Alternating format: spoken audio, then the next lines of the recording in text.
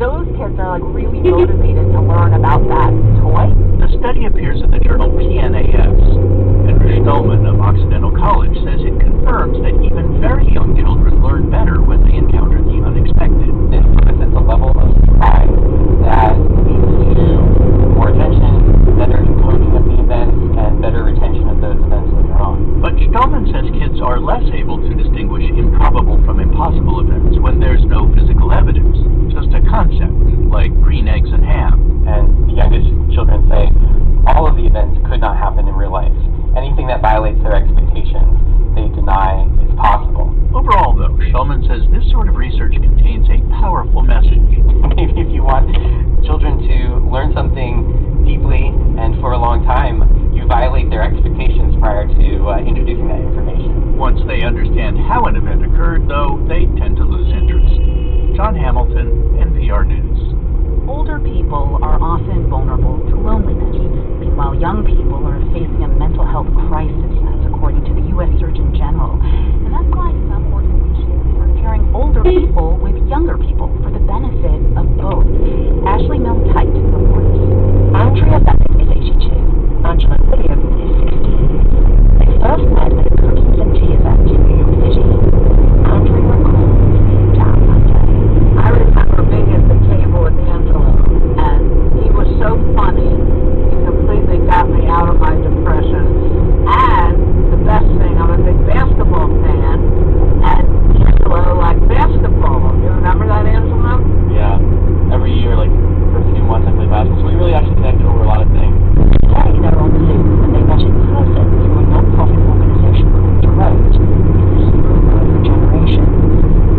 Andrea says the organization has been especially valuable to her since the day her son, used to live locally, announced, Mom, we're moving to Milwaukee, and that was tough. Still is. she lives alone and suddenly became more isolated. She misses her family, her grandsons. So she says it's been great to meet teenagers like Angelo. I find that I have things in common with them, and we can have some really good discussions. Donna Butt is executive director of Generations United, which works to make society less segregated by age. She says efforts to set up these common goals are much needed, in part because the US demographics are changing. Older adults are more likely to be white, and younger people are more likely to be of color. And if we don't connect them, and they don't learn to invest in each other and care about each other, it doesn't go well for us. That caring relationship can grow over time as well as improve.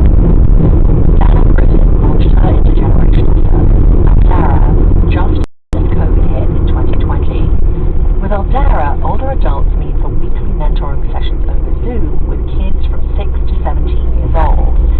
She says some of the mentors don't get out much. They've reported that when they have virtual dates with their mentees, they shower, they brush their hair, they get dressed up, they tidy up. And then, once they start feeling like they're valuable to a kid, they start leaving the house more if they're able to. But these pairings aren't just about making older people feel valued. Griffin says the benefits go both ways. She says kids need a sympathetic, non-judgmental ear, someone other than their parents. She says Aldara's data shows the teens who keep their mentor relationships into college spend more time talking to those older adults than ever.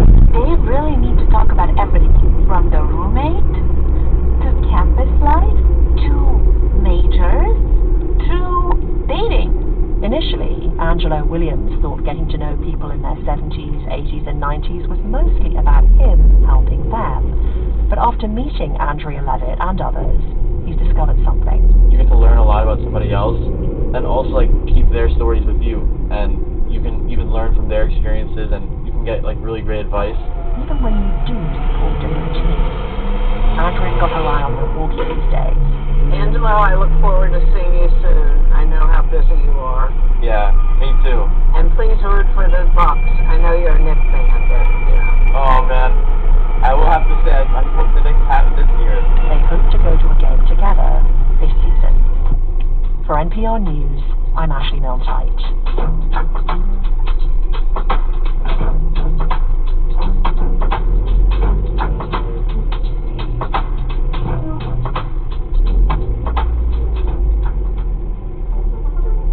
Everybody lies now and again, but how good are you at detecting a lie?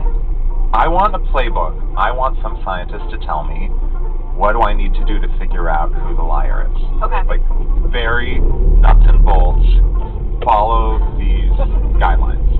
I'm Emily Kwong, and in this episode of Shorewave, we interrogate the 100-year history of deception research.